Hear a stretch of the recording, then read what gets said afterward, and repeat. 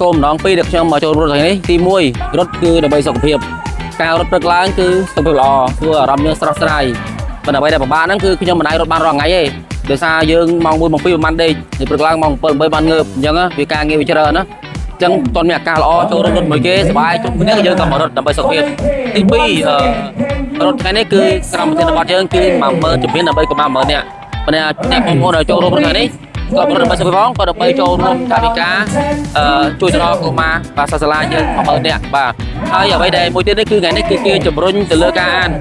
ចង់ដាស់អារម្មណ៍ដាស់ស្មារតីបងប្អូនយើងទៀតក្មួយៗកូនតូចៗឲ្យចាប់អារម្មណ៍ទៅលើការអានទីជាងការលេងទូរស័ព្ទអញ្ចឹងកម្មវិធីនេះគឺល្អខ្លាំងមែនទែនបាទចូលរួមចំណែកទាំងសុខភាពចូលរួមចំណែកលើវិស័យអប់រំក៏ដូចជាការអានផងដែរអរគុណដល់អមរិតដែលបានរៀបចំកម្មវិធីនេះខ្ញុំមនុស្សចូលរួមខ្ញុំដឹងស្មានមនុស្សចូលរួមច្រើនមែនទែនតាំងម៉ោង4កន្លះ5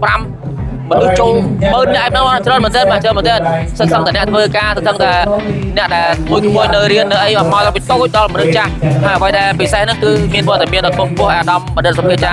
អង្គជនរត់មកចូលរួមរត់ដែររត់2គីឡូកន្លះបាទហើយខ្ញុំរត់10គីឡូបាទខ្ញុំដាក់គាត់រត់10គីឡូបើរត់បាន100ម៉ែត្រខ្ញុំក៏ឈប់បាទអរគុណអរគុណ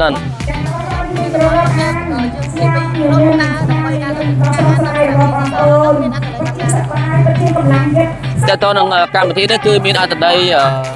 ដែលខ្ញុំបានមើលណាគឺផ្ដោតទៅវិញទៅលើការអានហ្នឹងហើយទៅលើការអានទៅលើសុខភាពបើទៅលើការផ្ដល់បាទថវិកាចូលរួមជួយដល់កុមារយើងផងដែរបាទ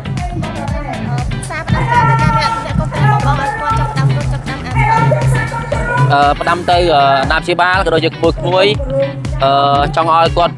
បង្វែរអារម្មណ៍ពីការលេងទឹកហ្គេមតាមទូរស័ព្ទមកជាការអានសៀវភៅវិញបាទហើយមួយទៀតចូលរួមរត់ដើម្បីសុខភាពបាទព្រមឡើងទៅព្រមរត់ដើម្បីសុខភាពហើយសូមសំណពរឲ្យអមរិតធ្វើកម្មវិធីនឹងរៀងរាល់ឆ្នាំបាទ